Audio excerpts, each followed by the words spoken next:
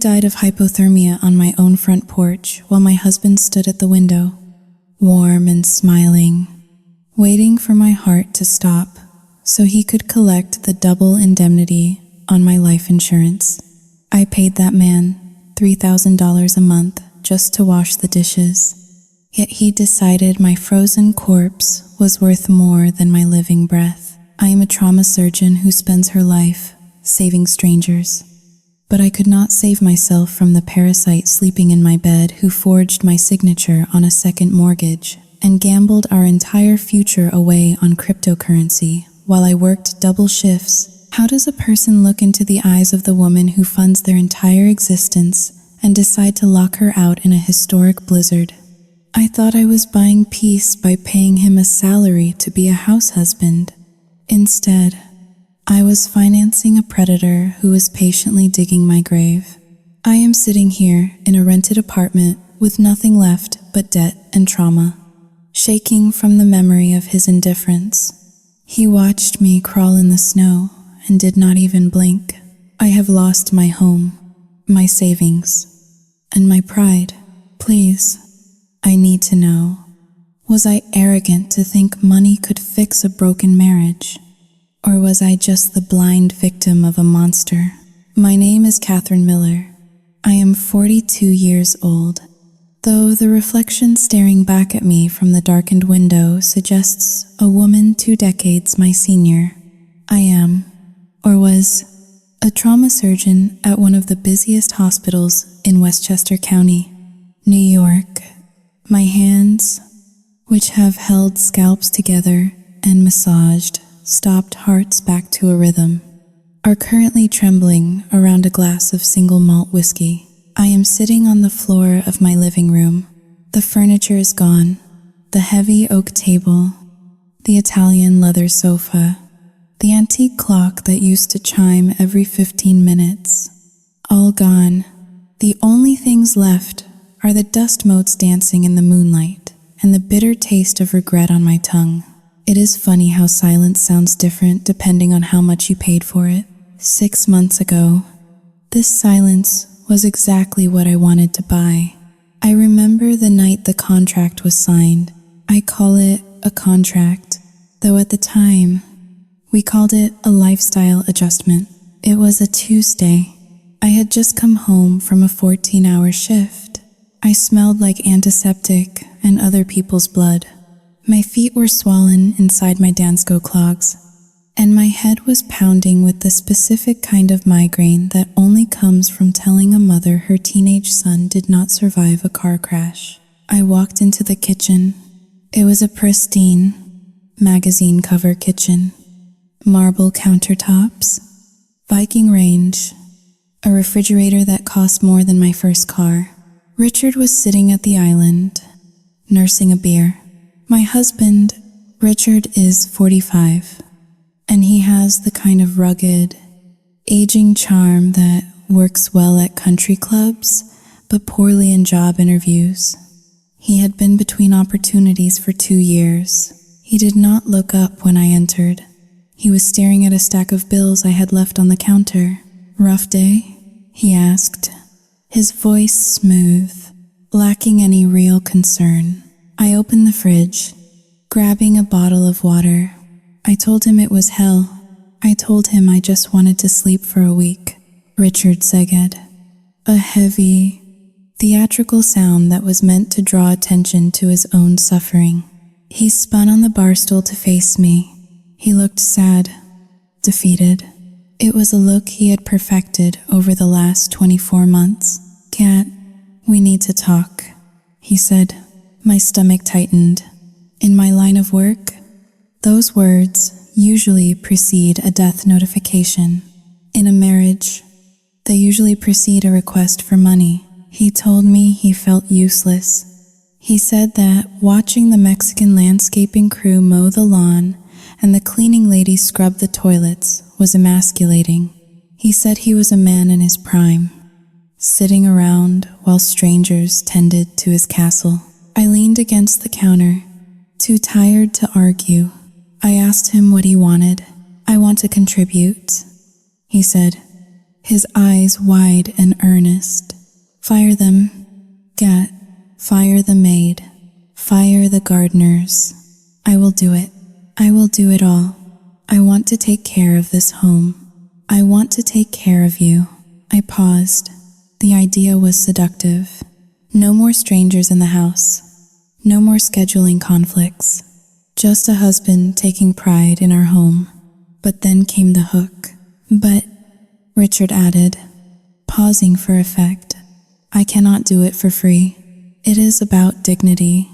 Kat, if I am going to treat this like a job, I need to be compensated like it is a job. You are paying the maid service and the landscaping company about $3,000 a month combined, right?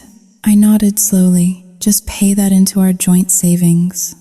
He said, or better yet, into my personal account so I can manage the household expenses directly. It will make me feel like I am earning my keep, like I am an equal partner again. I looked at him, really looked at him. He was wearing a cashmere sweater I had bought him for Christmas. He looked soft. He had never scrubbed a toilet in the 15 years we had been married.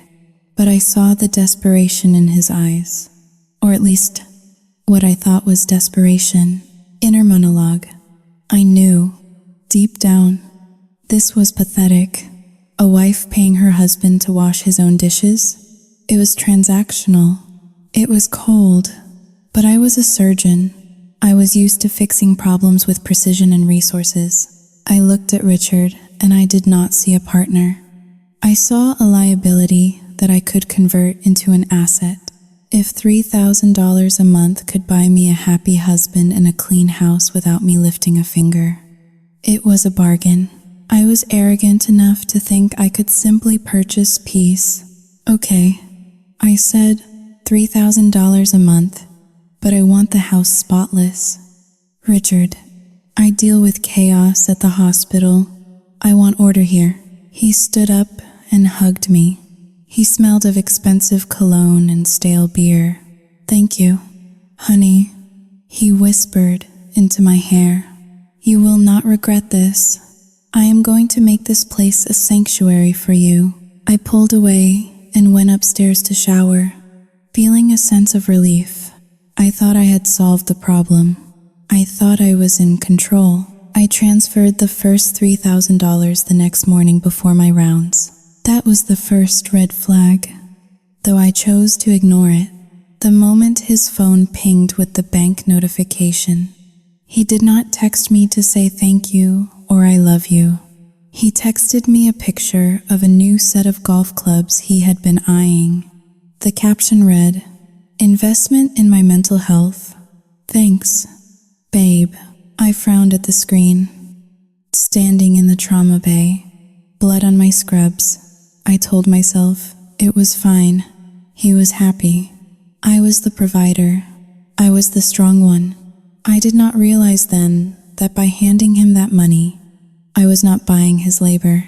I was funding a war against myself, and I had just handed the enemy his first weapon. Sitting here now, in the dark, I take a sip of the whiskey. It burns, but not as much as the memory of my own stupidity. The house was quiet that night. 6 months ago. It felt peaceful, but it was not peace. It was the calm before the blizzard. It took exactly 30 days for the varnish to wear off. I had convinced myself that the transition period would be bumpy. Rome was not built in a day, and a domestic god was not forged in a week. That is what I told myself as I drove home that rainy Thursday in November. The windshield wipers slashed back and forth against the glass, a rhythmic hypnosis that usually calmed me down after a shift. But when I opened the front door, the smell hit me first. It was not the scent of lemon verbena or fresh linen that our cleaning lady, Maria, used to leave behind like a signature. It was a heavy, stagnant odor.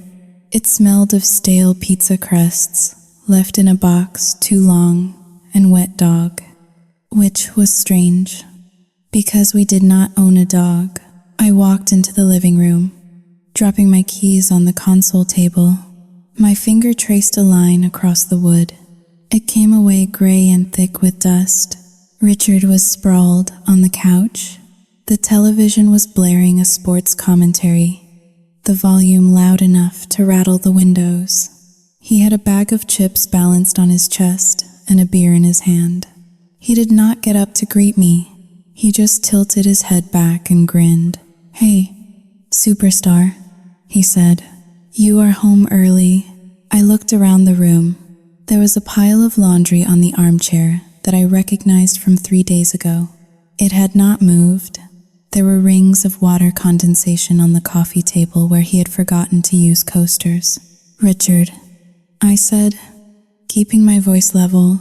"I thought we agreed that Thursday was cleaning day." He sat up, looking genuinely confused.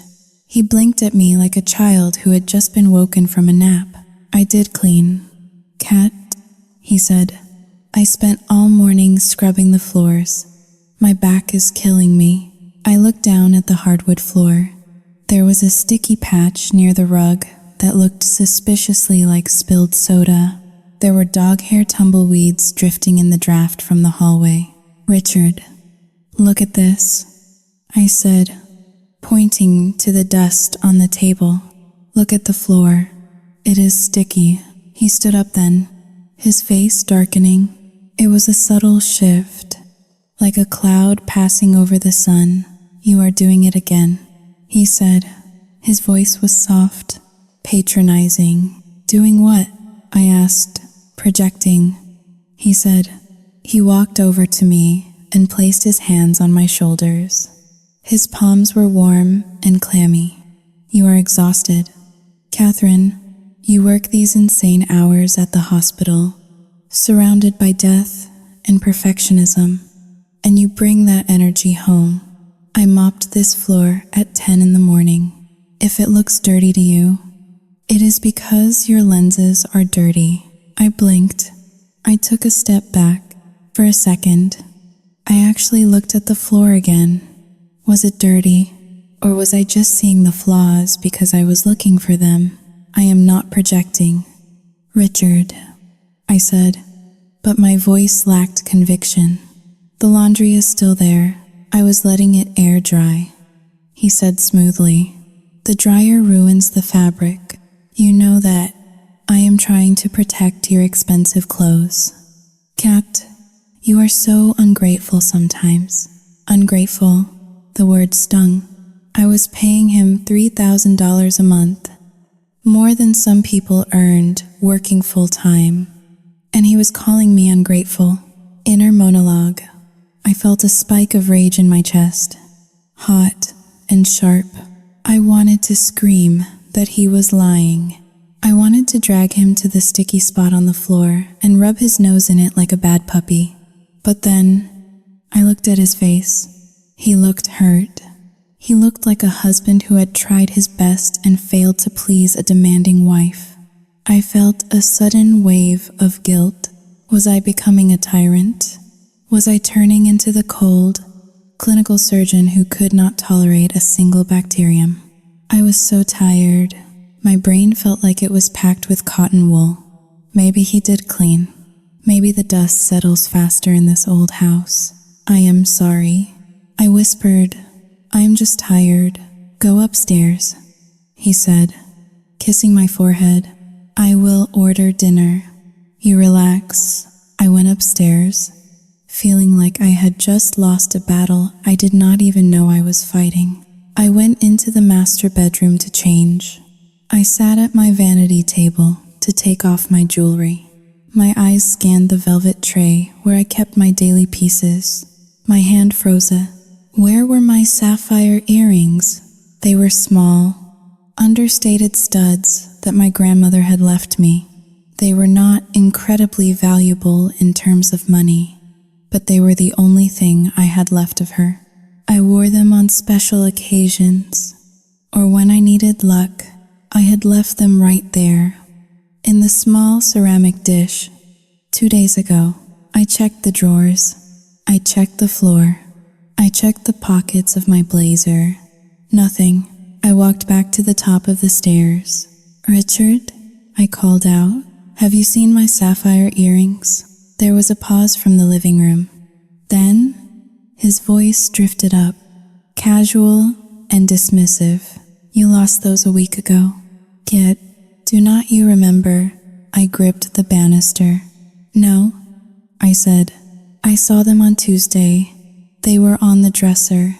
Richard appeared at the bottom of the stairs. He looked up at me with a mixture of pity and concern. "Honey," he said slowly, as if talking to a patient with dementia, "you told me you lost them at the hospital. You were crying about it. We looked for them in the car together. Do you honestly not remember that?" I stared at him. The hallway seemed to tilt slightly. I searched my memory, clawing through the fog of sleepless nights and double shifts. Did I lose them? Did we look for them? I had a vague image of looking under the car seats. But was that for the earrings? Or was that for my phone last month? My memory had always been sharp. I could remember the blood pressure of a patient from 3 weeks ago. But now, standing in my own house, looking at my husband's earnest face, I could not trust my own mind. I, Xiao Jing Haling, 2# is greater than I do not remember that. I stammered, "You need to see a neurologist." "Kat," Richard said, shaking his head, "this stress is eating your brain. It is scary." He turned and walked back into the living room. I stood there for a long time, gripping the wooden railing until my knuckles turned white. I felt a cold draft coming from somewhere, chilling the sweat on my back. The house did not feel like mine anymore. It felt like a stage set where the props were being moved when I was not looking. I went back into the bedroom and closed the door. I sat on the edge of the bed and looked at the empty spot on the ceramic dish. Inner monologue. I know I did not lose them. I know it. I can see myself taking them off. But why would he lie? Why would Richard lie about a pair of old earrings? It makes no sense. Unless he is right. Unless I am losing my mind. The thought terrified me more than the sticky floors or the unpaid bills. If I cannot trust my memory, I am nothing. And Richard knows that. Downstairs, the volume of the television went up. The crowd cheered.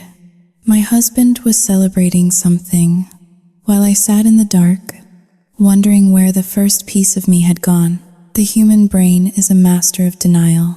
It will build complex labyrinths to hide the truth from the conscious mind, simply to keep the heart from breaking. For weeks, I had been living in one of those labyrinths. I had explained away the missing earrings. I had rationalized the dust and the grime. I had told myself that marriage was about compromise, and that my definition of clean was perhaps too clinical for a domestic setting.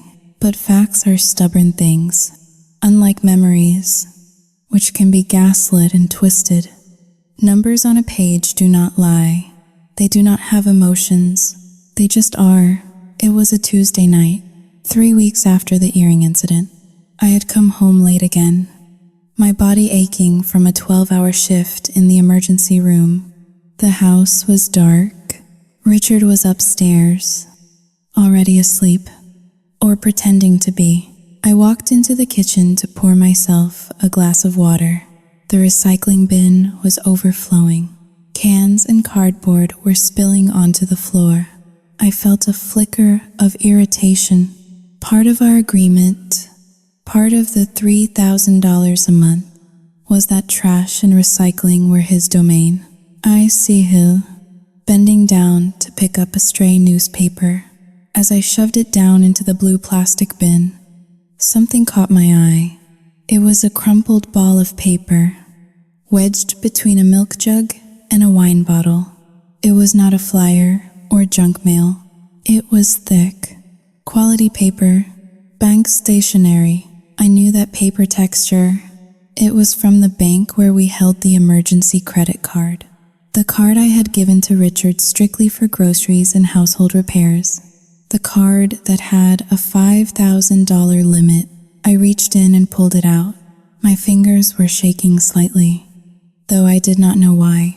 It was just a statement, probably just a list of charges for Whole Foods, Home Depot, or the dry cleaners. I smoothed the paper out on the granite countertop.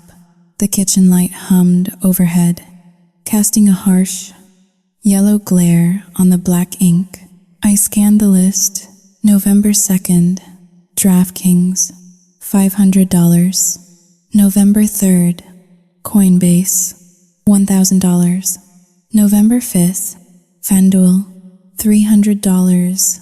November 8th, BetMGM, $700. I blinked. I wiped my eyes, thinking the fatigue was playing tricks on me. I looked again. There were no charges for groceries. There were no charges for cleaning supplies. There were no charges for the plumber he said he had hired last week to fix the sink. There was only gambling, online sports betting, cryptocurrency exchanges. My eyes trailed down to the bottom of the page. The balance due was $4,850. He had nearly maxed out the card in less than 30 days. Inner monologue. The air left my lungs. It felt exactly like the moment a patient flatlines on the table. That sudden, hollow silence where life used to be. This was not a mistake. This was not a misunderstanding. This was theft. He was not just lazy. He was stealing from me. He was taking the money I earned standing on my feet for 14 hours a day, saving lives. And he was throwing it into the void of the internet.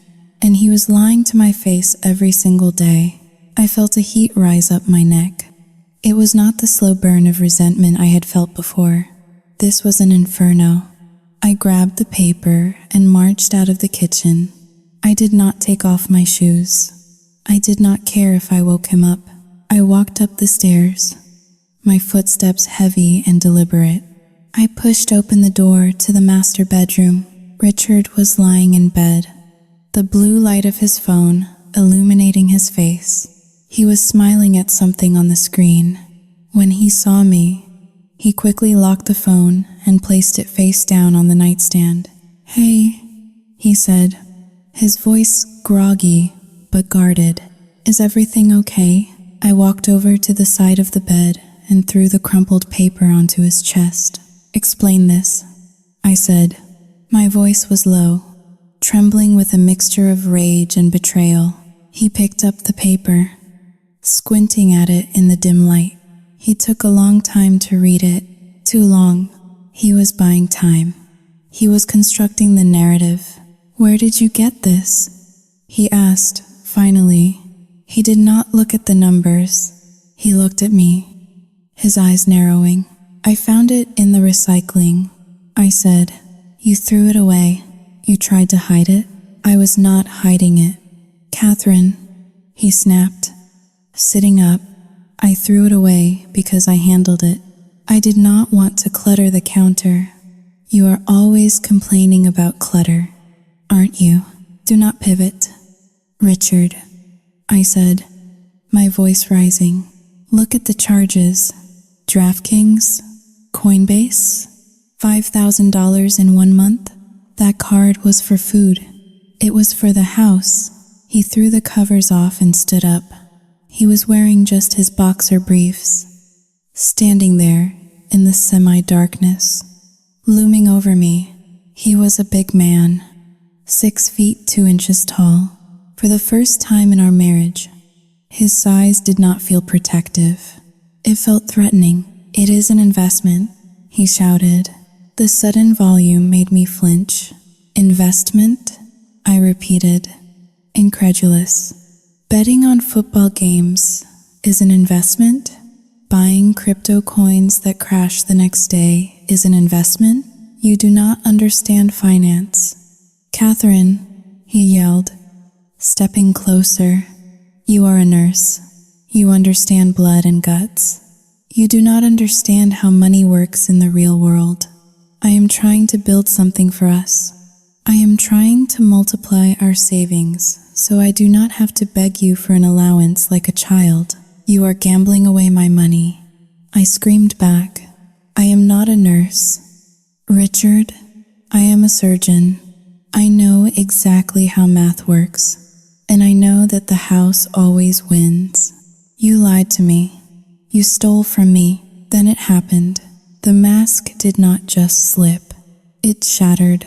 Richard's face turned a shade of red I had never seen before. His veins bulged in his neck. He grabbed the heavy ceramic lamp from the nightstand, a beautiful blue lamp I had bought in Charleston, and he hurled it across the room. It smashed against the wall just inches from my head. The sound was explosive. Shards of ceramic and glass rained down onto the carpet. The light bulb popped with a sharp hiss. I froze. My hands flew to my mouth. I stared at the spot on the wall where the lamp had hit, realizing that if I had been standing 2 inches to the right, that would have been my skull. There was a ringing silence in the room. You think I like this? Richard screamed. He was pacing now, running his hands through his hair like a madman. You think I like asking my wife for money? You think I like feeling like a parasite? I did this for you. I wanted to surprise you with a big win. I wanted to buy you a new car. But no, you have to snoop. You have to micromanage. You have to ruin everything. He was gaslighting me in real time. He was twisting the reality so fast I was getting whiplash. He was the victim. I was the oppressor. He was the misunderstood genius. I was the nagging shrew. Richard, you threw a lamp at me. I whispered. My voice was shaking so hard I could barely form the words. I threw it at the wall. He roared. Do not be dramatic. Catherine, God, you are so dramatic. This is why I can never tell you anything. You overreact to everything. He walked over to the window and stared out into the dark street. His breathing was heavy, ragged. Maybe I should just leave, he said, his voice suddenly dropping to a low, dangerous murmur. Maybe I should just get in the car and drive off a bridge. That is what you want, right? You want to be rid of the dead weight. My heart hammered against my ribs. As a doctor, I dealt with suicide attempts every week. I knew the signs. I knew the language. But seeing it in my own husband, in my own bedroom, paralyzed me. Richard, stop. I said, do not say that. Why not? He turned to look at me, tears streaming down his face. Tears that seemed to appear on command. I am worthless to you. I am just an employee you can fire. I tried to make us rich. Kat, I failed, so just kill me. It would be easier than looking at your disappointed face. I looked at the shattered lamp. I looked at the credit card statement on the bed. And then I looked at my husband, who was threatening to end his life because I had caught him stealing, and I did the one thing I should never have done. I surrendered. The fear of him hurting himself, or hurting me, was greater than my anger about the money. The chaos was too loud. I needed the noise to stop. I needed the violence to stop. I am sorry, I said. The words tasted like ash in my mouth. What? He asked, sniffing. I said, I am sorry. I repeated, looking at the floor. I should not have come in here screaming. We can. Sao Yu Ting Hao Ling. 2 hash is greater than we can figure this out. Just please, calm down. He looked at me for a long time. Then, slowly, the rage evaporated from his face, replaced by a smug, satisfied exhaustion. He had won. He had terrified me into submission. He walked over and kicked a piece of the broken lamp under the bed. Clean this up, he said. I am going to sleep on the sofa. I cannot be in the same room with someone who does not trust me. He walked out of the bedroom, slamming the door behind him. I stood alone in the dark, surrounded by the wreckage. I was the one who had been robbed. I was the one who had been almost hit by a flying object. And yet, I was the one apologizing. I knelt down on the carpet and began to pick up the sharp pieces of blue ceramic. One of them sliced my finger. A drop of bright red blood welled up. I watched it drip onto the white carpet, blooming like a small, violent flower. Inner monologue. I should have called the police. I know that now. I should have packed a bag and left that night. But I was paralyzed by a toxic cocktail of fear and duty. I told myself it was a one-time thing. He snapped. He was under pressure. He was depressed. I diagnosed him to excuse him. I treated him like a patient instead of a predator. I cleaned up his mess, both the lamp and the credit card bill. I paid the $4,000 the next morning. I bought the silence again, but this time, the silence was heavy. It was the silence of a woman who knows she is sleeping next to a monster, but is too afraid to turn on the light. That night, I locked the bedroom door. It was a small gesture, almost meaningless against a man who could kick it down. But it was the first physical barrier I placed between us. It would not be the last. The isolation did not happen all at once. It was not a sudden wall erected around my life. It was a slow, methodical dismantling of my world, brick by brick, until I was standing in a ruin without even realizing the roof had collapsed. After the lamp incident, the house fell into a terrified truce. I went to work. I came home. I paid the bills. I walked on eggshells. But while I was busy trying to keep the peace, Richard was busy rewriting my reality to everyone outside our front door. It started with my sister, Sarah. We used to talk every Sunday. It was our ritual. But for 3 weeks, she had not returned my calls.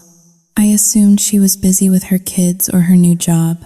Then, on a Tuesday afternoon in early December, I finally caught her on the phone during my lunch break at the hospital. "Sarah?" I asked, relieved to hear her voice. "I have been trying to reach you. Is everything okay?" There was a pause on the line, a heavy, uncomfortable silence that made the hair on the back of my neck stand up.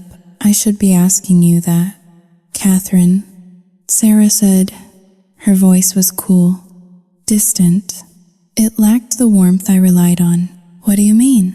I asked. "I am fine, just tired. The hospital is crazy." "Catherine." "Stop," Sarah said, her tone sharp. "Richard told me." "He told you what?" I gripped the phone tighter, my knuckles turning white. "He told me about the episodes," she said. "He told me about you screaming at him in the middle of the night, about the paranoia. He told me you accused him of stealing and threw a lamp at the wall." I felt the blood drain from my face. The hospital cafeteria, with its noise of clattering trays and chatting doctors, suddenly felt miles away. "He told you I threw the lamp?" I whispered. "Sarah, that is a lie. He threw the lamp at me. He almost hit my head." "Sarah Sehill." It was a sound of exhaustion, the sound of a family member dealing with a difficult addict. "He said you would say that," Sarah said softly. "He told me you get confused, that you project your violence onto him." "Catherine." He sounded terrified on the phone. He was crying. "He asked me not to tell you because he did not want to upset you further. But I am worried. You need help? You are working too much." I tried to argue. I tried to explain about the gambling, the credit card, the lies, but the more I defended myself, the more frantic I sounded. And the more frantic I sounded, the more I fit the narrative Richard had carefully constructed. I realized then, with a sick feeling in my gut, that I had already lost. He had gotten to the jury before I even knew I was on trial. I hung up the phone, my hands shaking. I looked around the cafeteria. Did everyone see me this way? As the unstable, overworked woman on the verge of a breakdown? Inner monologue. I felt a scream building in my chest, but I swallowed it. That is what victims do. We swallow the scream because we are afraid that if we let it out, it will prove them right. Richard had stolen my voice. He had taken my credibility, my reputation, and my family, and he had twisted them into a weapon against me. I was the chief of trauma surgery. I made life and death decisions every day, but in the court of my own family, I was the crazy wife. When I drove home that night, the temperature outside had dropped to 20 degrees. Winter had arrived in New York, bitter and gray. I walked into the house, expecting the usual warmth. Instead, the air inside hit me like a physical blow. It was freezing. I could see my breath puffing out in small white clouds in the foyer. I wrapped my coat tighter around myself and walked into the living room. Richard was sitting in his armchair, wearing a thick wool sweater and a beanie hat. He was reading a book, looking perfectly comfortable. "Richard?" I asked, my teeth chattering. "Why is it so cold in here? Is the furnace broken?"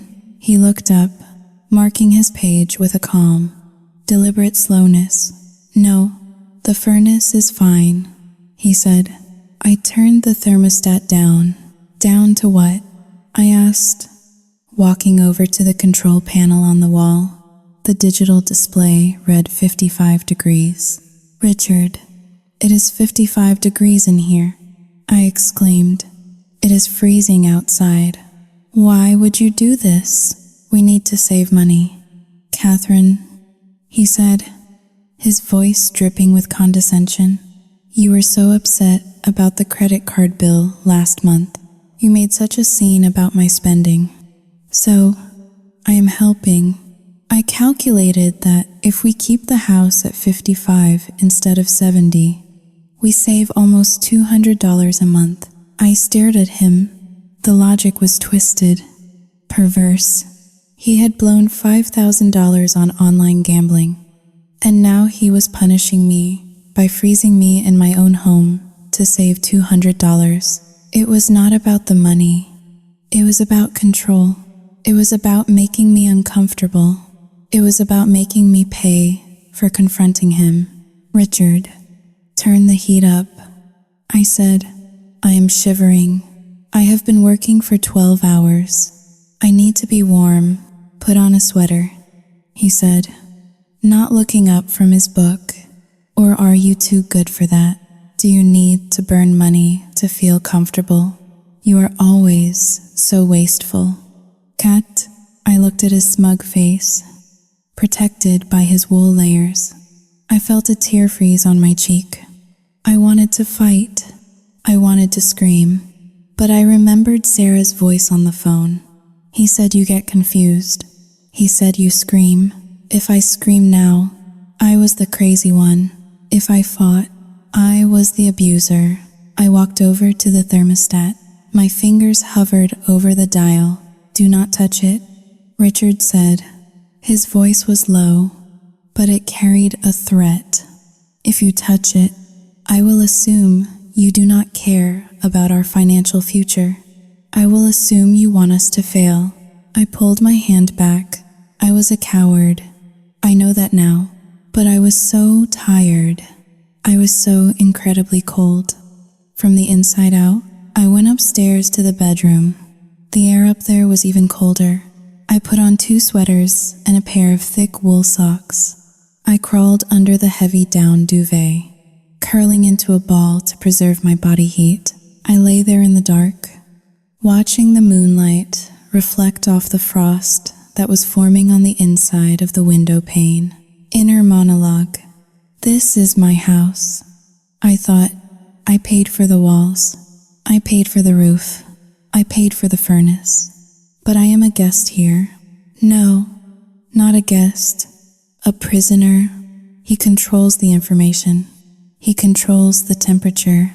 He controls the narrative. I am shrinking. Every day, I become a little smaller, a little quieter, a little colder, and he is getting bigger. He is feeding on my diminishing spirit like a parasite feeds on a host. I closed my eyes, but I could not sleep. The cold had settled deep into my bones. Downstairs, I heard the television turn on. He was watching a game. He was warm. He was happy, and I was freezing. I did not know it then, but this was just the rehearsal. The real cold was coming, and when it arrived, a sweater would not be enough to save me. The weathermen called it a bomb cyclone. They spoke of historic snowfall, of winds that could strip the bark off trees, and of temperatures that would freeze exposed skin in minutes. For the last 3 days, however, I had not seen the sky. I had been inside the makeshift trauma center at the hospital, living under fluorescent lights that hummed with the same frantic energy as the staff. I had been awake for 72 hours straight. When I finally walked out to the parking garage, my body felt like it belonged to someone else. It was hollow, trembling, and heavy all at once. The adrenaline that had kept me moving through the mass casualty event, a 20-car pileup on the interstate, had finally evaporated, leaving behind a bone-deep exhaustion that made my vision blur. The drive home should have taken 20 minutes. It took 2 hours. My SUV crawled through the whiteout. The world had been erased. There was no road, no sky, no horizon, just a swirling vortex of white, violently illuminated by my headlights. I gripped the steering wheel so hard my hands cramped, praying that I would see the familiar stone pillars of my driveway before I ran out of gas. When I finally turned onto my street, relief washed over me. I fantasized about the hot shower. I fantasized about the heavy down duvet. I fantasized about sleeping for 1,000 years. But when I reached my house, the fantasy shattered against a wall of ice. The driveway was gone. In its place was a mountain of snow, piled 4 feet high by the city plows that had cleared the main street but buried the entrance to my home. I stopped the car in the middle of the road, staring in confusion. I had paid for the platinum snow removal service. It was part of the household budget I gave Richard. The contract stated clearly that the driveway was to be cleared every 4 inches of accumulation. There was easily 2 feet of snow on the ground, and the plow berm was double that. Why had they not come? I pulled out my phone. My fingers were stiff and clumsy. I dialed Richard. I saw the light go on in the living room window. Through the swirling snow, I could see his silhouette. He was standing there, holding a mug, looking out at the storm. He looked warm. He answered on the 3rd ring. "Hey," he said. His voice was casual, maddeningly calm. "You are late, Richard," I croaked. My voice was raspy from dehydration. "The driveway is blocked. The snow service did not come. You need to open the garage door so I can try to ram the car through, or come out and help me clear a path. I cannot get in." There was a long pause. I saw his silhouette take a sip from the mug. I canceled the service. "Get," he said. I blinked. Sure, I had misheard him over the howling wind, shaking my car. "Sao yu ting hao, ling. 2 hashes greater than you what?" "I canceled it 3 months ago," he repeated. "They were charging us $200 a month for a retainer. It is a scam. I figured I would do it myself. Save us some money. You are always harping on me to contribute, right?" Then come out and do it, I screamed, the hysteria finally breaking through. Richard, I have been awake for 3 days. I cannot feel my feet. Come out and shovel the driveway. No, he said simply. The word hung in the cold air of the car cabin. What do you mean? No, I mean, my back hurts, he said. I tweaked it playing video games earlier. And honestly, Catherine, looking at you down there in your big, expensive car, 小语境 howling, 2# is greater than I think this is a teachable moment. A teachable moment? I whispered. You think you are better than me, he said, his voice hardening. You think because you earn the money, you can just pay people to do the hard work. You have lost touch with reality. You need to learn what manual labor feels like. You shovel it. It builds character. He hung up. I stared at the phone. The screen went black. I sat there for a minute, paralyzed by shock. This was not a marital spat. This was cruelty. This was sadism. I cannot shovel the driveway. I physically cannot do it. I opened the car door. The wind hit me like a physical slap, stealing the breath from my lungs. The temperature was 5 degrees below zero. The snow instantly soaked through my scrub pants. I did not have boots. I was wearing my hospital clogs. I stumbled toward the front door, wading through thigh-deep drifts. The cold was agonizing. It felt like 1,000 needles piercing my skin. I made it to the porch, gasping for air. I reached for the door handle. It was locked. I fumbled for my keys. My hands shaking so violently, I dropped them into the snow. I fell to my knees, digging frantically with numb fingers until I found them. I jammed the key into the lock. It would not turn. The deadbolt was engaged from the inside. I rang the doorbell. Once, twice, 10 times. I pounded on the wood with my fist. Richard. I screamed, Richard. And let me in. It is freezing. Let me in. The living room curtain moved. Richard's face appeared in the window. He looked down at me. He was not smiling. He looked bored. He looked like a scientist observing a rat in a maze. I told you. Cat. His voice came muffled through the glass. Shovel the driveway. When the car is in the garage, you can come inside. Not a minute before, he let the curtain fall back into place. I stood on the porch, the wind screaming in my ears. The cold was no longer painful. It was starting to burn. My body began to shake uncontrollably. Hypothermia was setting in. I knew the symptoms: confusion, lethargy, loss of motor control, inner monologue. He is going to kill me. The realization was slow and cold, like the ice forming in my veins. This is not a game. He knows how tired I am. He knows I have no winter gear. He wants me to collapse. If I die out here, he gets the house. He gets the insurance. He gets the sympathy of the grieving widower. He is not just teaching me a lesson. He is waiting for nature to finish the job he started. I looked back at my car. It was stuck in the middle of the street, engine idling, but I could not go back to it. The exhaust pipe was already buried in a drift. If I sat in there, the carbon monoxide would kill me before the cold did. I had no choice. I looked around the port. There was no shovel. He had hidden it. I saw a small plastic ice scraper lying on the railing. It was a flimsy tool meant for clearing a windshield. No bigger than my hand. I grabbed it.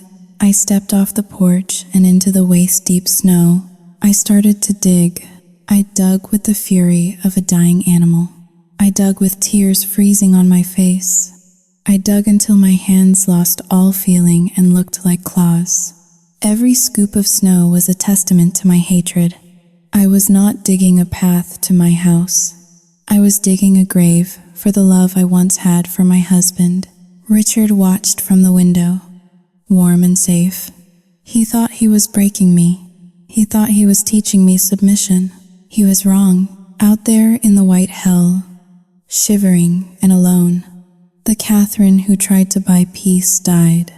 And something else, something cold, hard, and unforgiving, was born in the ice. The wind had a sound I had never heard before. It was not a whistle or a howl. It was a scream, a high-pitched, tearing sound that seemed to be ripping the sky apart. I was on my hands and knees in the snow, scraping at the ice with a piece of plastic no larger than a credit card. My hands were gone. That was the only way I could describe it. The signals from my brain to my fingers had been severed. I could see my hands moving, clawing at the white mountain in front of me, but I could not feel the handle of the scraper.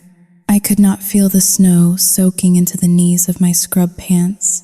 I could only feel a dull, throbbing ache in the center of my chest, where my core temperature was dropping dangerously fast. I was a trauma surgeon. I knew exactly what was happening to my body. I was entering the second stage of hypothermia. My movements were becoming uncoordinated. My confusion was deepening. My body was shunting blood away from my extremities to keep my vital organs alive.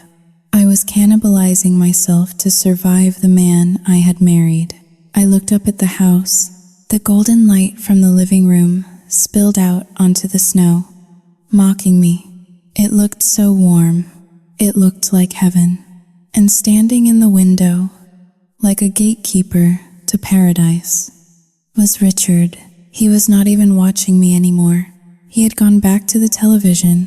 A sob ripped out of my throat, but the wind snatched it away before it could make a sound. I tried to stand up, but my legs gave way, and I fell sideways into a drift. The snow felt surprisingly warm now. That was a bad sign. That was the paradox. When you start to feel warm in the freezing cold, you are dying. Catherine! The voice was faint, carried on a gust of wind. I lifted my head, my eyelashes heavy with ice. Across the fence, on the porch of the neighboring house, a figure was standing wrapped in a heavy wool coat. It was Mrs. Higgins. She was 70 years old, the kind of woman who watched the neighborhood through her blinds and knew exactly when your recycling bin was put out too early. Mrs. Higgins. I tried to scream, but my voice was a cracked whisper. Help me. She stepped down, one step from her porch, squinting through the swirling snow. The distance between our houses was only 50 feet, but in this storm, it felt like an ocean. Catherine, is that you? She yelled, cupping her hands around her mouth. What on earth are you doing? It is 10 below zero. I tried to crawl toward her voice. Please, I rasped. Call the police. He locked me out. Then, the front door of my house opened.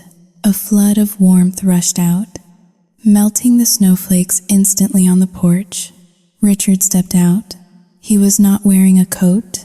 He was wearing a thick sweater and holding a towel. He looked frantic. He looked terrified. Oh, thank God. Mrs. Higgins, Richard shouted, his voice thick with performative panic. I have been trying to get her inside for 20 minutes. He ran down the steps, stopping just short of where I lay in the snow. He did not help me up. He stood over me, blocking Mrs. Higgins' view of my face.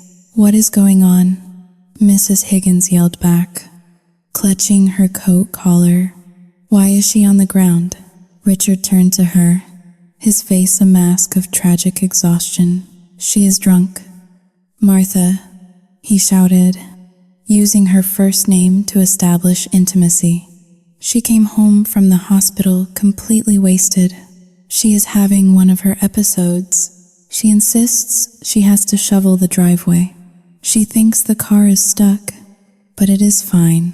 I cannot get her to stop. I stared up at him, my mouth hanging open. The audacity of the lie was so absolute, so complete, that it stunned me more than the cold. "No," I whispered. "Richard, no." "See," Richard said, gesturing helplessly at me. "She is incoherent." She threw her keys in the snow. She tried to hit me when I tried to bring her in. I do not know what to do. I did not want to call the police and ruin her career. You know how stressful her job is. She just snapped. Mrs. Higgins looked at me. Her expression shifted from concern to pity. She saw a woman crawling in the snow, mumbling, unable to stand. She saw the wealthy doctor who worked too much and drank too much. The narrative fit perfectly. Richard had planted the seeds months ago with the rumors of my mental breakdown. And now, Mrs. Higgins was watching the harvest. "Oh, dear," Mrs. Higgins called out, shaking her head. "Do you need me to call someone?" "Richard?" No, Richard said, sighing dramatically. "I will handle it. I just have to let her tire herself out. If I force her, she gets violent. I just want her to be safe. Thank you for checking." "Martha, you are a saint." He waved at her. Mrs. Higgins hesitated for a moment, looking at me one last time with a mixture of judgment and sadness. Then she turned and went back inside her warm house, closing the door on my last hope. I was alone with him. Richard looked down at me. The panic vanished from his face instantly, replaced by a cold, dead stare. "You are embarrassing yourself." "Catherine," he said softly, "look at you, crawling like a dog. Let me in." I wept. "Please." "Richard, I cannot feel my legs." "I told you the condition," he said, crossing his arms. "The car goes in the garage. Then you go in the house." He turned his back on me and walked up the porch steps. "Richard," I screamed, finding a reserve of strength in my terror. "I will die out here." "Then die faster," he said without turning around. He stepped inside and closed the heavy oak door. I heard the lock click. I lay there for a long time. I thought about just closing my eyes. It would be so easy. The snow was soft. The pain was fading into a numb, heavy sleepiness. I could just drift away. And tomorrow they would find me frozen solid, a monument to a failed marriage. But then I looked at the window. I saw his shadow moving around the kitchen. He was probably making tea. He was probably humming. He was already spending my life insurance money in his head. He wanted me to die. That was the truth I had been avoiding for years. He did not love me. He did not even hate me. He consumed me. And now that he had consumed everything I had to give, my money, my confidence, my joy, he was discarding the husk. A spark ignited in the center of my frozen chest. It was not warmth. It was rage. Pure, white-hot, chemical rage. I am not going to die. I thought, I am not going to give him the satisfaction of picking out my casket. I forced myself onto my knees. I grabbed the plastic scraper. My fingers were locked in a claw shape, frozen in place, which actually made it easier to hold the tool. I started to dig. I did not dig the whole driveway. I was not insane. I dug 2 narrow tracks, just wide enough for the tires, just enough to jam the car into the garage. I moved like a machine. Scoop, tuss, scoop, tuss. I did not feel the wind anymore. I did not feel the snow. I was fueled by a singular, murderous purpose. Every scoop of snow was a promise. I will survive this, and I will destroy you. It took an hour, or maybe a lifetime. Time had no meaning. When the tracks were clear, I crawled back to the car. I had to use 2 hands to turn the key because my fingers would not bend. The engine roared to life. I slammed it into drive and floored the gas pedal. The SUV lurched forward. It fishtailed in the deep snow, the tires spinning and screaming against the ice. I did not let up. I rammed the car through the snowbank, the metal groaning as it hit the packed ice. I forced it up the driveway, smashing through the remaining drifts until the front bumper hit the garage door. I honked the horn, one long, continuous blast. The garage door opened slowly. I drove the car inside. I put it in park. The garage was unheated, but out of the wind. It felt like a tropical island. I slumped over the steering wheel, my body shaking so violently that my teeth chattered together with a sound like breaking glass. I had done it. I had survived the trial. I opened the car door and fell out onto the concrete floor. I could not walk. I dragged myself toward the door that led into the house. I reached up and turned the handle. It was unlocked. I pushed the door open and crawled into the mudroom. The heat of the house hit me. It was painful. As the blood began to rush back into my frozen limbs, it felt like my veins were filled with razor blades. I gasped, curling into a ball on the rug, clutching my hands to my chest. Richard walked into the mudroom. He was eating an apple. He looked down at me, huddled on the floor, wet and shivering and broken. He took a bite of the apple, chewing slowly. "See," he said, his mouth full. "I knew you could do it. You just needed a little motivation." He stepped over my body as if I were a piece of luggage he had left in the hallway. "Do not drip on the hardwood," he added over his shoulder. I just polished it. He walked away, leaving me there in a puddle of melting snow and my own tears. Inner monologue.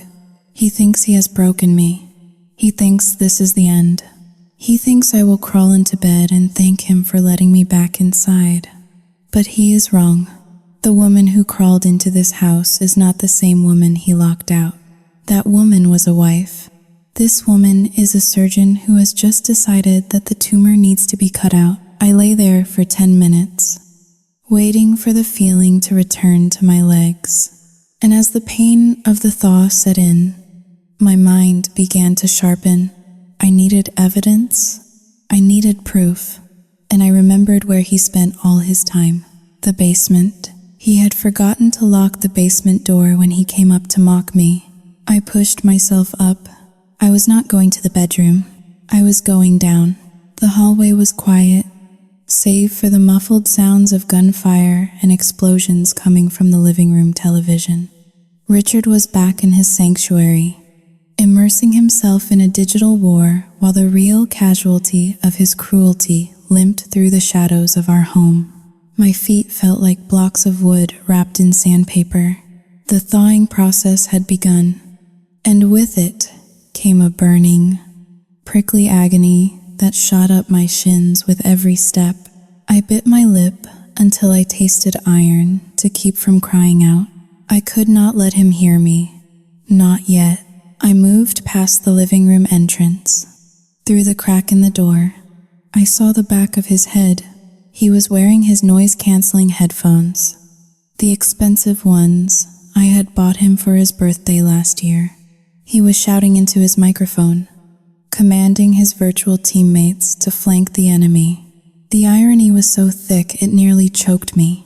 He was playing the hero in a game while acting the villain in his own life. I continued down the hall to the heavy door that led to the basement. For the past 6 months, the basement had been off limits.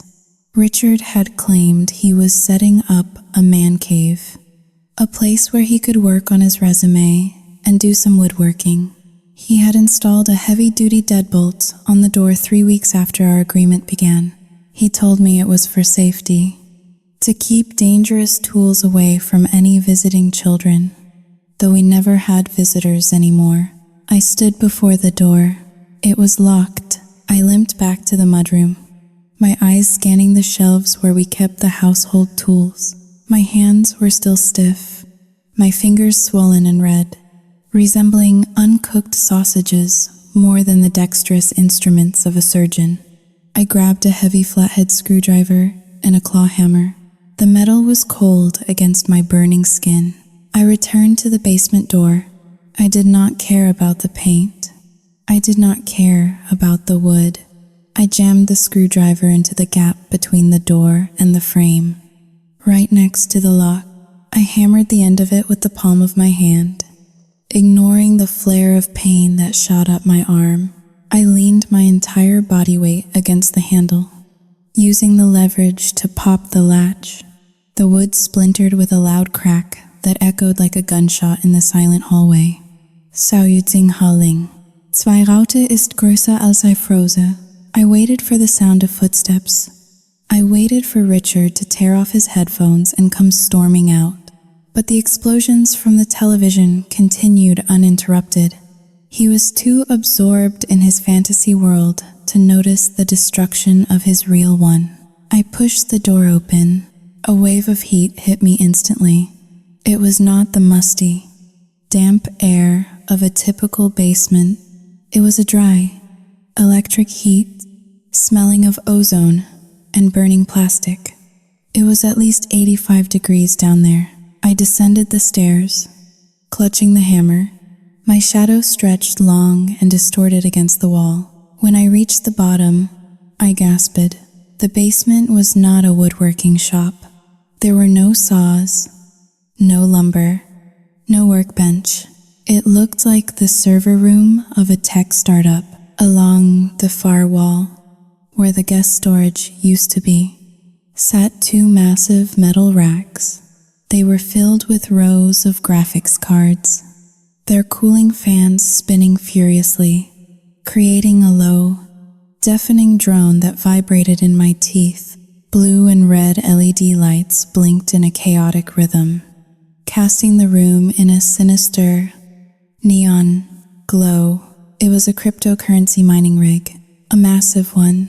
I walked toward it, mesmerized by the sheer scale of the operation.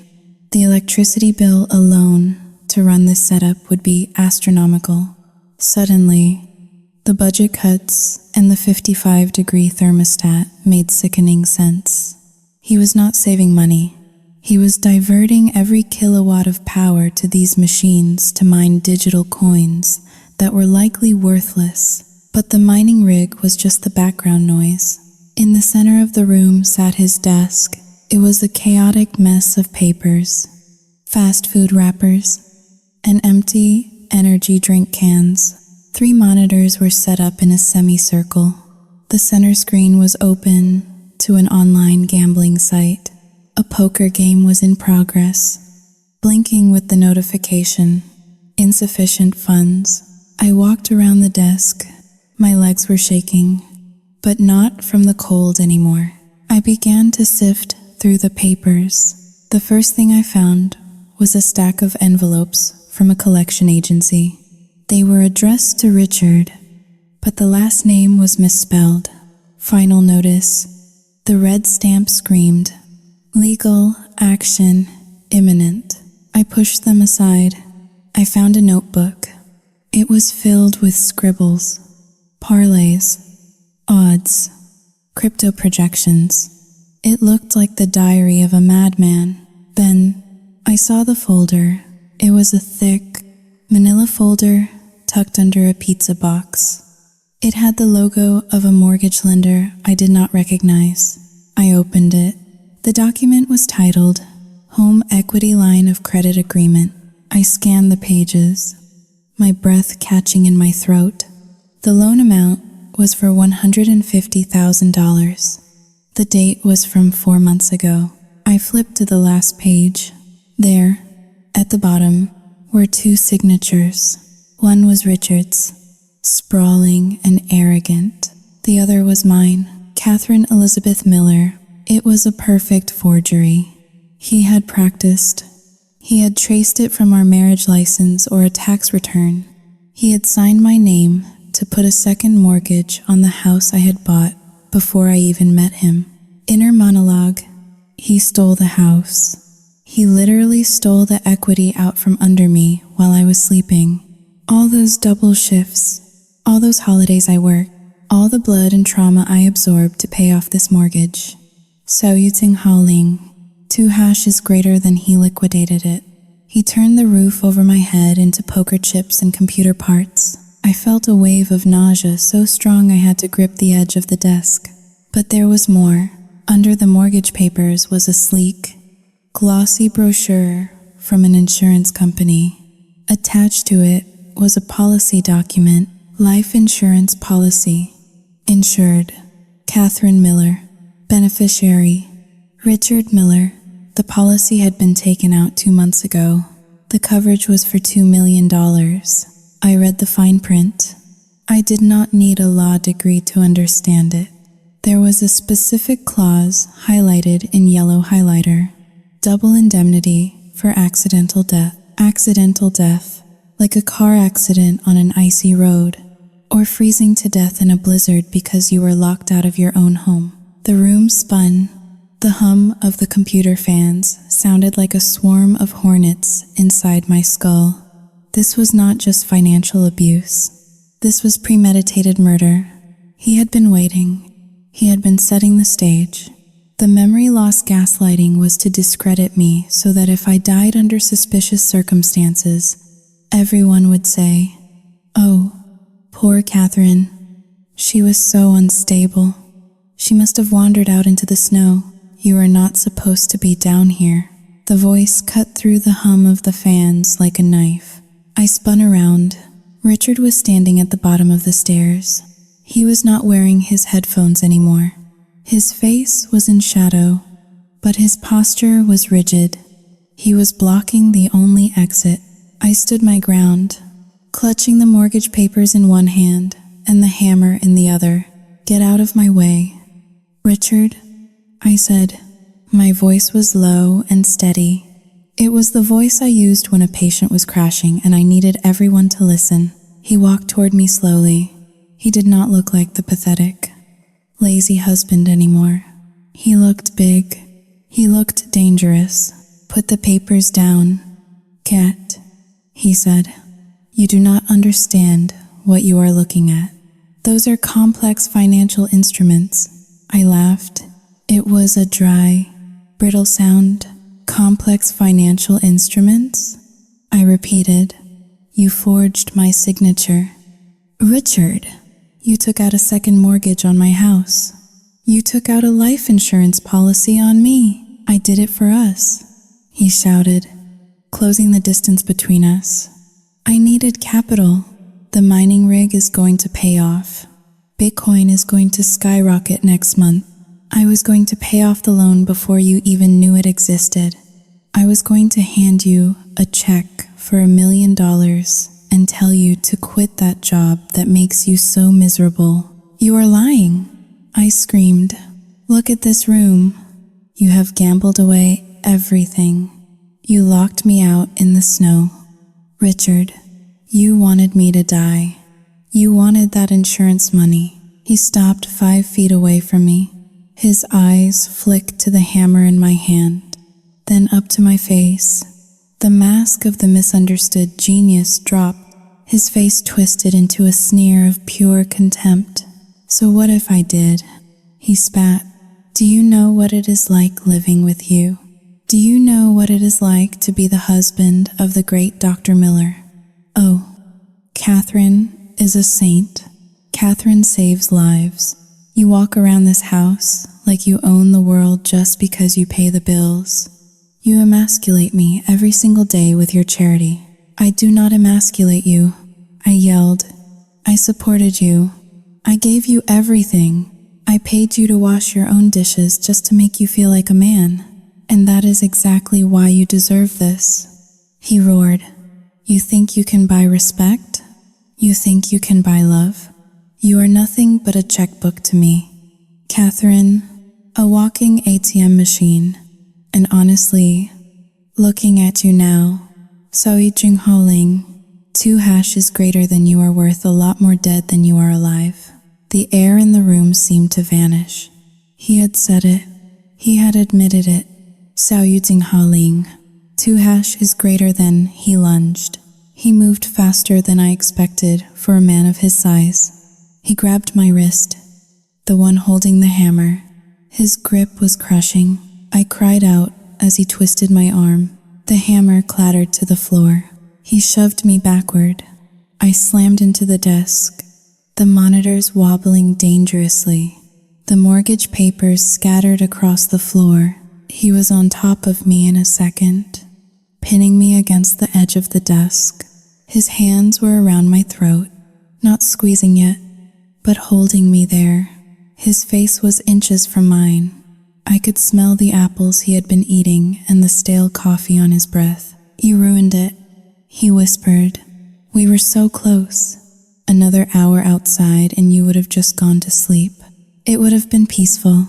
But no, you had to be stubborn. You had to fight." I stared into his eyes. They were completely empty. There was no soul there, just a void where a human being should be. "Let go of me, Richard," I choked out. "Or what?" he sneered. "You will fire me? You will cut my allowance? You have no power here. Cat, nobody knows you are down here. Nobody is coming to save you. I can finish what the cold started. And I will just say you fell down the stairs in a drunken stupor." I reached into the pocket of my scrub pants with my free hand. "Actually," I whispered, my voice straining against the pressure of his thumbs. "Everyone knows." He frowned. "What?" I pulled out my phone. The screen was glowing. The timer on the call display read 03:15, 3 minutes and 15 seconds. I held the screen up to his face. I dialed 911 before I broke the lock. "Richard," I said, gasping for air. "The line has been open the whole time." The operator heard everything. They heard you admit to the forgery. They heard you admit to the insurance fraud. And they just heard you say you wanted me dead. Richard's eyes went wide. He looked at the phone, then back at me. Inner monologue. I saw the calculation in his eyes. He was doing the math. If he killed me now, the police would find the recording. There was no way out. The realization hit him like a physical blow. His leverage was gone. His narrative was destroyed. The smartest man in the room had just been outsmarted by the wife he thought was stupid. A tinny voice squawked from the phone speaker. Ma'am? Are you there? Officers are at your front door." "Ma'am?" Above us, the doorbell rang. Then, a heavy pounding on the front door. "Police, open up." Richard's grip on my throat loosened. He stumbled back, his face draining of color. He looked from the phone to the stairs, then back to the mining rig. His empire of lies was collapsing in real time. "You, Xiao Jinghaoling, 2# is greater than you, bitch," he whispered. "You set me up." I pushed myself off the desk. I grabbed the hammer from the floor, not to use it, but to hold it between us. "I did not set you up, Richard," I said, my voice gaining strength. "I just finally stopped paying you to ruin my life." The sound of wood splintering came from upstairs. They had kicked in the front door. "Police? Is anyone home?" Richard looked at me one last time. It was a look of pure hatred, but underneath it, there was fear. The terrified, small fear of a bully who has finally been punched back. He turned and ran toward the back corner of the basement, looking for a place to hide, as if there was anywhere left to go. I brought the phone to my ear. "I am in the basement," I told the operator, my voice trembling but clear. "He is down here, and I have the evidence." I sank to the floor, leaning against the humming server rack. The heat of the machines warmed my back, but inside, I felt a different kind of cold. The cold of a woman who realizes that the person she shared a bed with was a stranger who wanted to kill her. The heavy boots of the officers thundered down the stairs. It was over, but the nightmare was just beginning. The police officers descended the stairs like a swarm of blue hornets. Their flashlights cut through the gloom of the basement, sweeping over the crypto mining rigs, the scattered papers, and finally landing on Richard, who was cowering behind a stack of empty server boxes in the corner. "Hands! Show me your hands!" one officer shouted, his weapon drawn. Richard stood up slowly, and then, in a split second, the transformation happened. The man who had just throttled me against a desk vanished. In his place stood a confused, frightened husband. "Officers, thank God you are here," Richard cried out, holding his hands up in a gesture of surrender that looked more like pleading. "Please, you have to help me. My wife, Xiaoyu Jinghaoling, 2# is greater than she has a weapon. She attacked me." He pointed a shaking finger at me. I was still sitting on the floor, clutching the hammer in one hand and my phone in the other. I looked like a wreck, hair matted with melting snow, scrubs soaked and dirty, face pale and wild-eyed. "Drop the hammer," the officer yelled, turning his gun toward me. "Ma'am, drop it now." I let the hammer clatter to the concrete floor. I raised my hands slowly. "He is lying," I said, my voice hoarse. He tried to strangle me. The dispatcher heard it. "She is having a psychotic break," Richard shouted, his voice cracking with emotion. "Look at her. She broke down the door. She came at me with that hammer. Look at my arm." He rolled up the sleeve of his sweater. There was a fresh, angry bruise on his forearm. I stared at it. I had not touched him. He must have done it to himself when he ran to the corner. Or perhaps he had slammed his arm against the rack earlier. It did not matter how. What mattered was that it was there, and it fit his story perfectly. The officers looked between us. They saw a hysterical woman with a weapon and a calm, articulate man with an injury. The bias in the room shifted palpably. "Ma'am, stand up slowly and turn around," the officer commanded. I felt a surge of panic. They were going to arrest me after everything he had done. The theft, the fraud, the attempted murder. I was going to be the one in handcuffs. "Wait," I screamed. "Check the nanny cam." The officer paused. "What?" "There is a camera," I said, pointing toward the hallway at the top of the stairs, though they could not see it from here. I installed a nanny cam in the hallway 3 weeks ago. It points directly at the front door. It recorded him locking me out. It recorded him refusing to let me in. It has audio. Richard's face went slack. The color drained from his skin so fast he looked like a corpse. "Camera?" he whispered. I looked him dead in the eye. "You thought I was stupid, Richard," I said. "You thought I was just a checkbook, but I am a doctor. We document everything." The lead officer looked at Richard, noting the sudden shift in his demeanor. He motioned to his partner. "Check the hallway," he said, "and secure the scene." 20 minutes later, the dynamic had flipped entirely. They had watched the footage on my phone app. They saw Richard standing in the warm hallway, mocking me while I froze on the porch. They heard his cruel laughter. They heard him lie to Mrs. Higgins.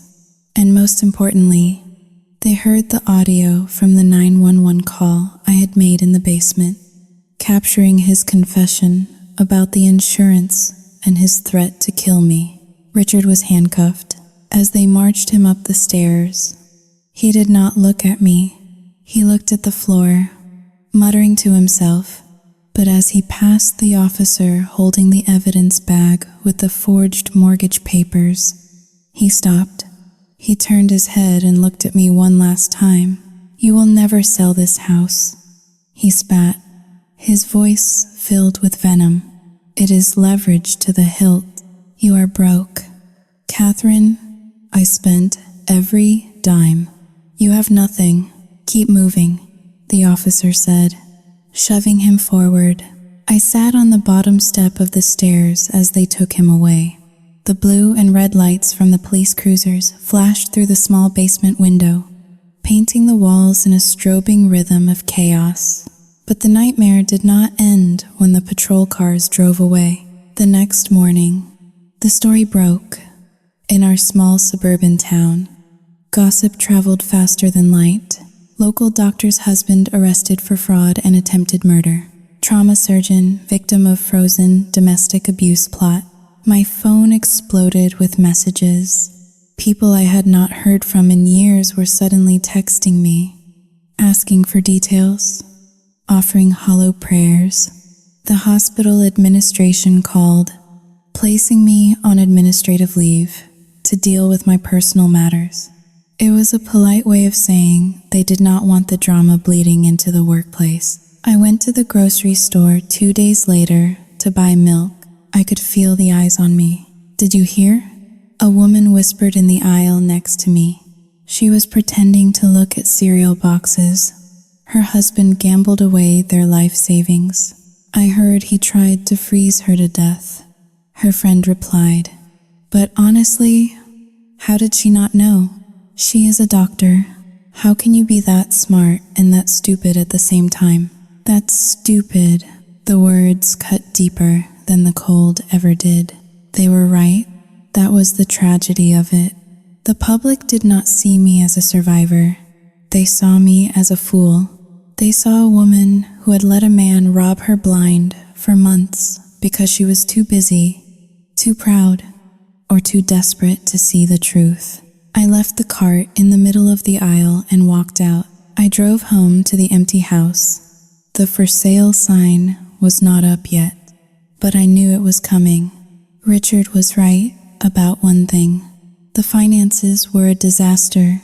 Lawyer Davis, a sharp-eyed woman with a voice like gravel, broke the news to me that afternoon. "It is a community property state."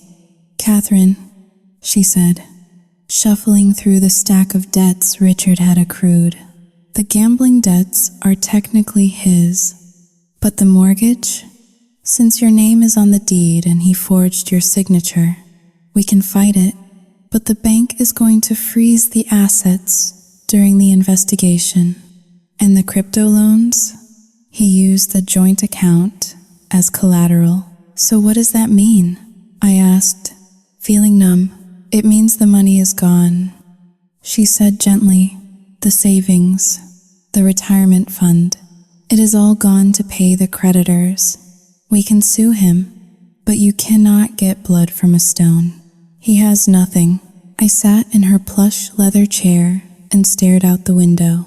I had worked 80-hour weeks for 15 years. I had missed birthdays, weddings, and funerals to save lives and build a future. And in 6 months, one man with an inferiority complex and a gambling addiction had burned it all to the ground. I went home and sat in the living room. The silence was deafening. My sister, Sarah, called me. She was crying. "I am so sorry." "Gut," she sobbed. I believed him.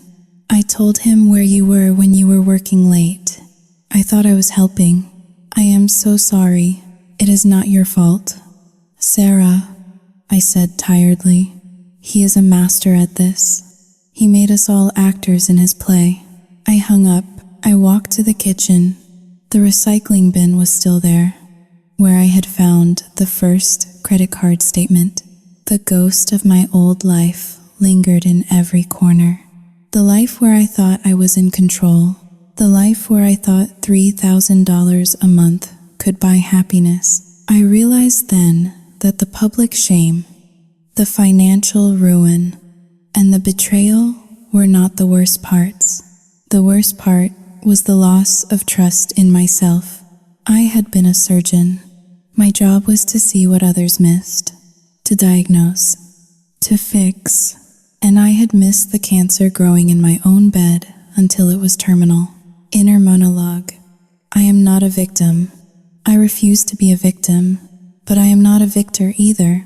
I am a survivor of a shipwreck that I paid for. The world looks at me and sees a tragedy. I look in the mirror and I see a woman who has been stripped down to the studs.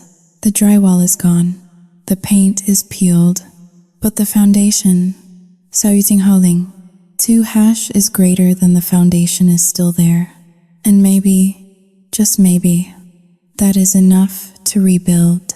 The conference room at the law firm of Davis & Associates smelled of lemon polish and old money. It was a smell designed to comfort wealthy clients, to assure them that order could be bought if the check was large enough. But as I sat across from my attorney, I realized that order was a luxury I could no longer afford. Attorney Davis slid a thick stack of documents across the mahogany table. The paper made a dry, rasping sound against the wood. "This is the final tally. Catherine," she said. Her voice was gentle, lacking the sharp edge she used in the courtroom. I looked at the numbers. They were written in black ink, stark and unforgiving. $212,000. That was the total debt Richard had accrued in 6 months between the second mortgage he had fraudulently obtained, the maxed out credit cards, and the high-interest personal loans he had taken out against our joint assets. He had effectively hollowed out my life, but he forged my signature. I said, my voice sounding thin in the large room. I proved that. "The police have the recording." Attorney Davis sighed and took off her glasses, rubbing the bridge of her nose. "I know, Catherine, and that will help us in the criminal trial to put him behind bars. But this is civil court. We are in a community property state. The banks do not care about justice. They care about liability. Since you were married at the time the debts were incurred, and since the funds were technically used for household expenses, or so his lawyer will argue, you are on the hook for at least 50%. She paused, looking me in the eye. "And the second mortgage? The lender is threatening foreclosure. If we wait for the criminal trial to conclude to void the contract, which could take 2 years, you will lose the house. They will auction it off." I stared at the paperwork. I felt a strange detachment, as if I were looking at someone else's autopsy report. "So to keep my house, I have to pay his debt," I stated flatly. "To keep the house and salvage your credit score." "Yes," Davis replied. "You are a surgeon. Catherine, you need your license. A bankruptcy could trigger and review by the medical board. It is a risk." I reached into my bag and pulled out my checkbook. My hands were steady. This was the amputation. The limb was gangrenous, and I had to cut it off to save the body. I wrote a check for the entire balance of my savings account. It was money I had been saving for 10 years. It was supposed to be for a vacation home in Italy. It was supposed to be for my retirement. Now, it was the price of admission to a life without Richard. I handed the check to Davis. She took it with a solemn nod. "We will get the restraining order made permanent next week," she said. "He is currently being held without bail because of the flight risk. You are safe, Catherine, safe." The word felt foreign on my tongue. I drove home. The sky was a bruised purple, the sun setting behind the bare trees. When I pulled into the driveway, the snow was gone, melted by a sudden warm front that had swept through New York. The asphalt was black and wet. I walked into the house. "사유징하ling, 2# is greater than." It echoed, Earlier that morning, I had called an estate liquidation company. I told them to take everything: the leather sofa where Richard had sat and watched me clean, the dining table where he had lied to my face, the bed where we had slept back to back like strangers. I sold it all to pay the lawyer, to pay the bank, to pay for the silence. I walked through the empty rooms. The hardwood floors gleamed under the recessed lighting. The house felt massive without the furniture to anchor it. It felt like a museum dedicated to a war that nobody won. I went to the kitchen and opened the refrigerator. It was empty, except for a bottle of cheap white wine and a single apple. I slid down the cabinetry until I was sitting on the floor. The cold tile seeped through my jeans. I thought about Richard sitting in his jail cell. I wondered if he was cold. I wondered if he missed the heated floors and the high thread count sheets. But mostly, I wondered how I had let it happen. Inner monologue. I won. That is what the law says. I kept the house. I kept my job. I put the bad guy in prison. But it does not feel like a victory. It feels like I survived a fire only to realize I am standing in the ashes. My bank account is zero. My trust in human beings is zero. I am 42 years old, and I am starting over with nothing but a house I cannot afford to heat and a heart that is too tired to beat properly. I uncorked the wine and took a drink straight from the bottle. It tasted sour. The silence of the house pressed in on me. For months, I had prayed for quiet. I had prayed for Richard to stop talking, to stop gaslighting, to stop filling the air with his noise. Now, I had the quiet, and it was the loudest thing I had ever heard. The sold sign went up on a Tuesday morning, exactly 7 months after the nightmare began. I stood on the sidewalk, looking at the house one last time. It was a beautiful structure, colonial style, brick facade, manicured lawn. From the outside, it looked like the American dream. It looked like the kind of place where a doctor and her husband would raise a family, host dinner parties, and grow old together. But I knew the truth. I knew that the walls were thin. I knew that the basement held the ghost of a betrayal so deep it had nearly bankrupted me. And I knew that the master bedroom was not a sanctuary, but a cage where I had slept with one eye open. I walked back to my car. It was not the luxury SUV anymore. I had traded that in. It was a used sedan, reliable and small, just big enough for me and the few boxes of clothes I had kept. I sat in the driver's seat and looked at the keys to the house in my hand. They felt heavy, weighed down by memories I did not want to keep. I dropped them into the envelope for the realtor and sealed it shut. I started the engine and drove away. I did not look in the rearview mirror. There is a saying in trauma surgery: you do not look at the limb you just amputated. You look at the patient who is still alive. I drove for 20 minutes, leaving the affluent cul-de-sacs behind, heading toward the edge of town where the buildings were closer together and the rent was reasonable. I pulled into the parking lot of the darker brick apartment complex. It was not glamorous. There was no grand foyer. There was no 3-car garage. I carried my last box up the 2 flights of stairs to apartment number 4B. I unlocked the door and stepped inside. The apartment was small. The living room and kitchen were one shared space. The bedroom was just large enough for a queen-sized mattress. But as I set the box down on the laminate floor, I noticed something. The sunlight was streaming through the window, warm and unfiltered.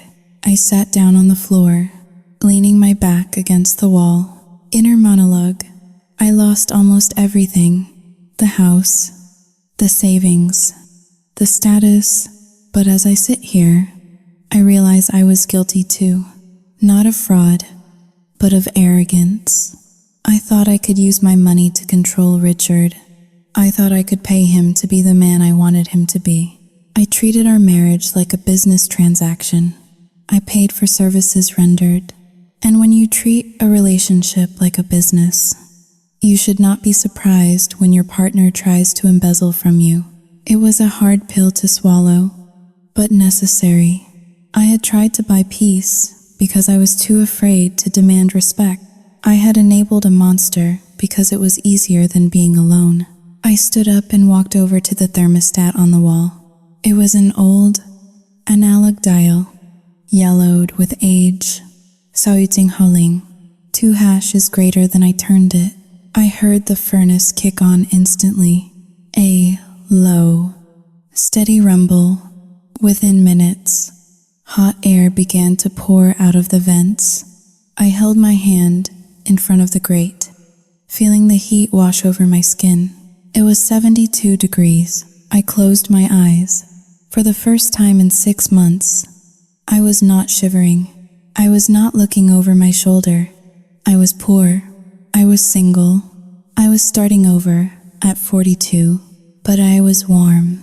I smiled. It was a small, sad smile, but it was real. I had paid a high price for this heat. I had paid with my fortune and my pride. But standing there in that small, sun-drenched room, I finally understood the value of what I had bought. I had bought my freedom. We often believe that love requires sacrifice, but there is a terrifying difference between compromise and self-destruction. Catherine's story is a brutal reminder that you cannot buy loyalty, and you certainly cannot purchase peace. When we try to use money or status to patch over the cracks in a relationship, we are not fixing the foundation. We are simply paying for the paint that hides the rot. Catherine lost her house, but she regained her autonomy. She learned that a small life filled with truth is infinitely warmer than a mansion filled with lies. Ask yourself this tonight. What is the price you are currently paying to keep the peace in your own life? And is it a price you can afford to pay forever?